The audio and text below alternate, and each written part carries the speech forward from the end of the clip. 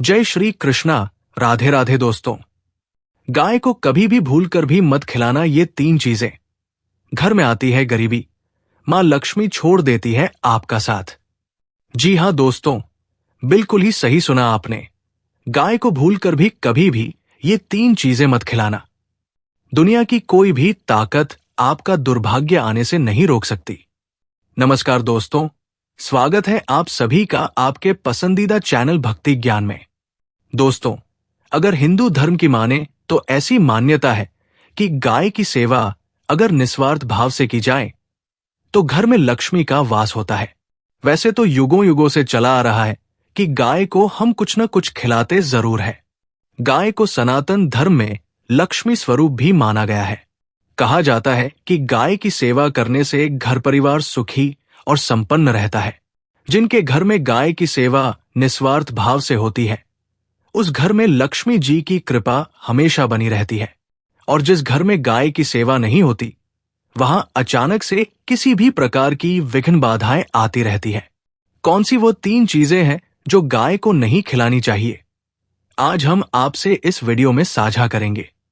लेकिन दोस्तों, उससे पहले आपसे रिक्वेस्ट करते हैं कि वीडियो को लाइक जरूर करिएगा, दोस्तों को शेयर कर दीजिएगा, और अगर आपने अभी तक चैनल को सब्सक्राइब नहीं किया है तो चैनल को सब्सक्राइब करके बेल आइकन जरूर दबाइए। गाय के अंदर सभी देवी देवताओं का निवास माना जाता है, तो आप सुबह जो पहली रोटी बनती है वो अगर गाय को खिलाते हैं तो देवी देवताओं का आशीर्वाद मिलता है। गाय को गुरु के साथ जोड़ा गया है, यानी गुरु ग्रह के साथ, बृहस्पति ग्रह के साथ। इसलिए गुरुवार के दिन गाय को रोटी पर एक चुटकी हल्दी डालकर खिलाएं तो सुख, संपत्ति, धन और ऐश्वर्य बढ़ता है। दुष्ट ग्रह शांत हो जाते हैं। जो लोग मानसिक रूप से परेशान हैं वे गाय को रोटी पर थोड़ा सा गुड़ रखकर खिलाएं तो सकारात्मक ऊर्जा आती है, टेंशन खत्म होती है, स्वास्थ्य अच्छा रहता है। और अगर आपको लगता है कि आपके सभी ग्रह खराब हैं तो ऐसे में गाय को पहली रोटी रोज खिलाएं। सभी ग्रह धीरे धीरे शुभ हो जाएंगे। कभी कभी जीवन में लंबे समय से कोई शुभ मंगल कार्य नहीं हो रहे होते, तब ऐसे में आप गाय को रोटी खिलाएं। गाय के मस्तक को छूकर अपनी मन्नत कहें, प्रणाम करें, पैर छुए तो आपकी मन्नत जरूर पूरी होगी। तो ये था गाय को आप क्या खिलाएं उसके बारे में। लेकिन गाय को क्या नहीं खिलाना चाहिए, अब हम वो जानते हैं। गाय को रोटी तो हर कोई खिलाता है। अब ये रोटी बासी बिल्कुल भी नहीं होनी चाहिए, यानी कि एक दिन पहले की जो रोटी बनी रहती है और आप दूसरे दिन सुबह सुबह खिला देते हैं, वो नहीं खिलानी चाहिए। कई बार आप रोटी बना लेते हैं और उस दिन गाय मिलती नहीं तो रोटी रखी रह जाती है। फिर वो अगले दिन गाय को खिलाने से गाय का अपमान माना जाता है, वो रोटी बासी कहलाती है। इसलिए गाय को एक दिन पहले की बची हुई रोटी कभी नहीं खिलानी चाहिए। सड़ी गली चीजें, खराब चीजें गाय को मत खिलाइए, इससे घर में परेशानी आती है। अगर आप ऐसा करते हैं तो अपनी आदत को बदलिए, क्योंकि इससे घर में तकलीफ आती है। गाय को हरा चारा तो हर कोई खिलाता है। हरा चारा आप खिलाते समय एक बात का ध्यान रखें, गाय को सबसे ज्यादा पीपल का पत्ता लोग खिलाते हैं, पर पीपल का पत्ता आप खुद से तोड़कर मत खिलाइए। आप जो देंगे वो गाय खा लेगी। लेकिन थोड़ी सी कुछ अच्छी चीजें मिलाकर गाय को खिला दीजिएगा तो ज्यादा फायदा होगा। गाय को दूध नहीं पिलाना चाहिए। आप दही चावल खिला सकते हैं, लेकिन दूध ताजा हो या बचा हुआ भूलकर भी गाय को मत पिलाइए। तो तीन चीजें जो गाय को नहीं खिलानी है। 1. बची कुची रोटी नहीं खिलानी है। कोई भी अनाज बच जाए उसे दूसरे दिन गाय को नहीं खिलाना है। 2. सड़ा गला चारा या खाना नहीं देना है। 3. गाय को दूध नहीं पिलाना है। ये चीजें बिल्कुल भी नहीं खिलाए, नहीं तो घर में गरीबी आती है। माता लक्ष्मी आपके घर में वास करना छोड़ देती है। 84 लाख योनियों के सफर करके आत्मा अंतिम योनि के रूप में गौ का रूप धरती है। गाय लाखों योनियों का वो पड़ाव है जहां आत्मा विश्राम करके आगे की यात्रा शुरू करती है। दोस्तों, गाय का कोई अपशकुन नहीं होता है। जिस भूभाग पर मकान बनाना हो, वहां पर अगर आप 15 दिन के लिए गाय और बछड़ा बांध देते हैं तो वो जगह पवित्र हो जाती है। भूभाग से बहुत सारी आसुरी शक्तियों का नाश होता है, क्योंकि गाय में सकारात्मक ऊर्जा का भंडार माना गया है। गाय का मार्ग रोकना, अगर आप कहीं भी जा रहे हैं और गाय माता आपका मार्ग रोक दे तो यह बहुत ही शुभ माना जाता है। गाय और बछड़े का दर्शन एक साथ आपको हो जाए तो यह आपकी सफलता का प्रतीक माना जाता है। अगर आपके घर के आसपास गौ घूमती रहती है तो इसका मतलब है कि आपके घर से काफी सारे संकट अपने आप ही दूर होने वाले हैं और समृद्धि पूर्वक जीवन आपको मिलता है। गाय के समीप आप अगर जाते हैं तो संक्रामक रोग, कफ, खांसी, सर्दी, जुकाम आदि का ग्रेजुएशंस मार देती है, तो यह बहुत ही शुभ संकेत माना गया है। और कालिचित कबरी गाय का ऐसा करना तो और भी ज्यादा शुभ माना गया है। पंचगव्य जो होते हैं वो कई रोगों में लाभदायक है। पंचगव्य क्या क्या हुए? गाय के दूध, दही, घी, मूत्र और गोबर, इन सभी को शरीर की रोग निरोधक क्षमता को बढ़ाकर रोगों को दूर करने वाला माना गया है। ऐसा कोई रोग नहीं है जिसका इलाज पंचगव्य से नहीं किया जा सकता। दोस्तों, आज के समय में लोग गौ माता की पूजा करने के बजाय, उनका सही उपयोग करने के बजाय उनको काटकर मारकर खाना ज्यादा पसंद करते हैं। बुरा लगेगा शायद, पर यह सच है। और गाय को रोटी देने से ना केवल सुख समृद्धि की प्राप्ति होती है, बल्कि बरकत भी होने लगती है। अगर आप गौ को पाल सके तो अच्छी बात, लेकिन आज के मॉडर्न युग में जहां लोगों की शायद खुद के घर में रहने की जगह नहीं है, ऐसे में गौ को रखना थोड़ा कठिन और महंगा हो सकता है। ऐसे में आप गौ को रोटी दें। कम से कम रोटी देकर के आप सुख समृद्धि को प्राप्त कर सकते हैं। आपके घर में बरकत होने लगती है। हमारे बुजुर्ग हमेशा से कहते आए हैं कि गाय को रोटी खिलानी चाहिए, लेकिन समय स्थिति के चलते गाय की सेवा हर कोई नहीं कर पाता। लेकिन कम से कम रोटी तो आप खिला सकते हैं। अगर रोटी भी नहीं खिला सकते, जैसे काफी सारे जो हमारे भाई बहन मलेशिया वगैरह में, लंदन वगैरह में बैठे हैं, उनको गाय नहीं मिलती। वे पूछते हैं कि हम कैसे गौ सेवा करें। आप ऐसा कर सकते हैं, आप गौ के नाम के पैसे निकालते जाएं और फिर आप चाहे तो कभी भारत आए तो गौशाला में दान दें, या फिर आप चाहे तो वहीं पर किसी गरीब को गौ के नाम की रोटियां खिलाएं।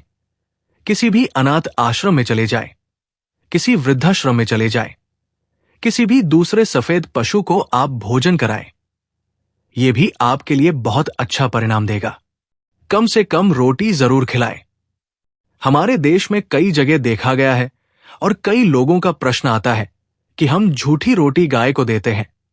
क्या यह सही है या गलत है?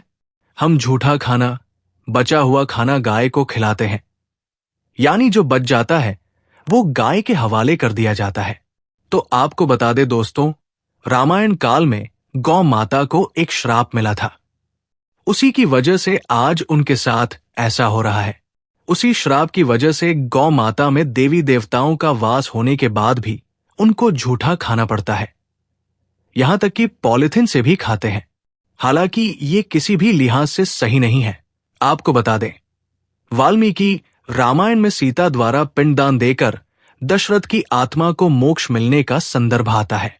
जो लोग जानते होंगे वे जानते हैं कि वनवास के दौरान भगवान राम, लक्ष्मण और सीता पितृपक्ष के दौरान श्राद्ध करने के लिए गया धाम पहुंचे। वहां श्राद्ध कर्म करने के लिए जरूरी सामग्री जुटाने राम और लक्ष्मण तो चले गए और सामान लेकर नहीं आए।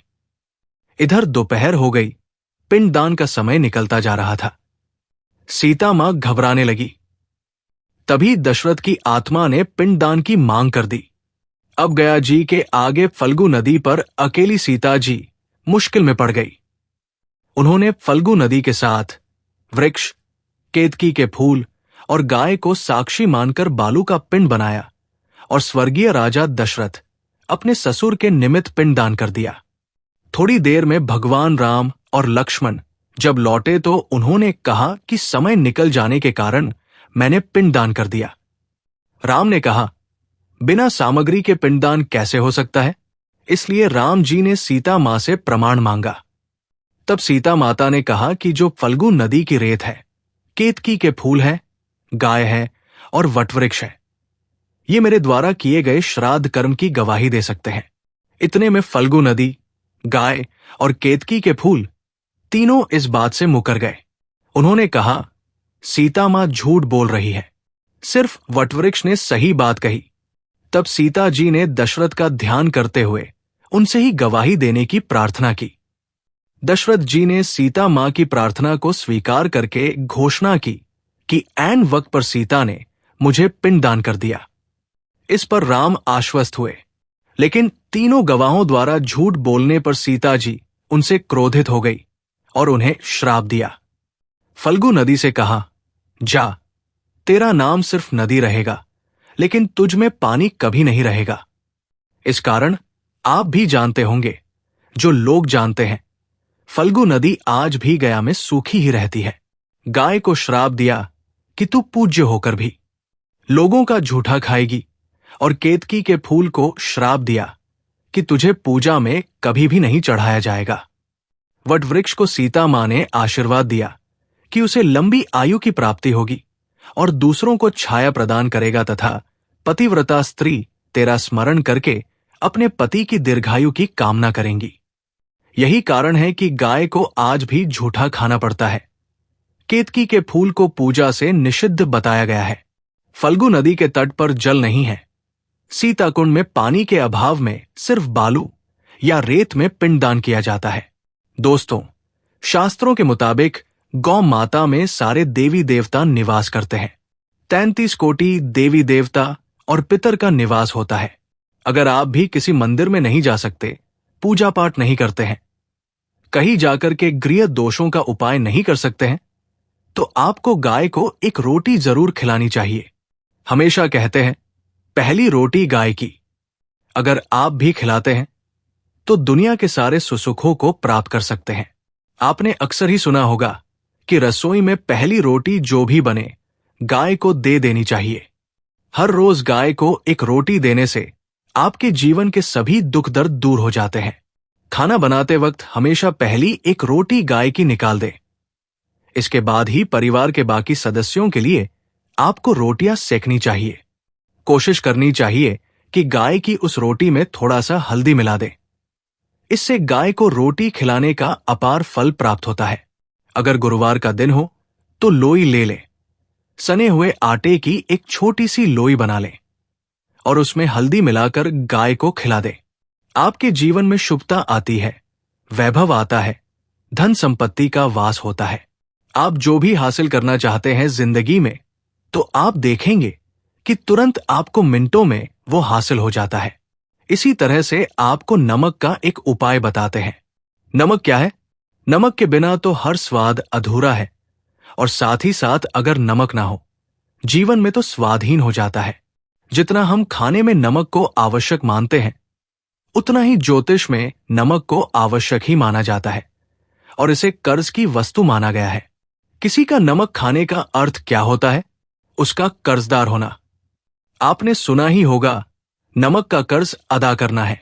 इसलिए अगर आप जीवन को सुगम बनाना चाहते हैं, सरल बनाना चाहते हैं, तो नमक का एक आसान सा प्रयोग आपको आज हम बताएंगे।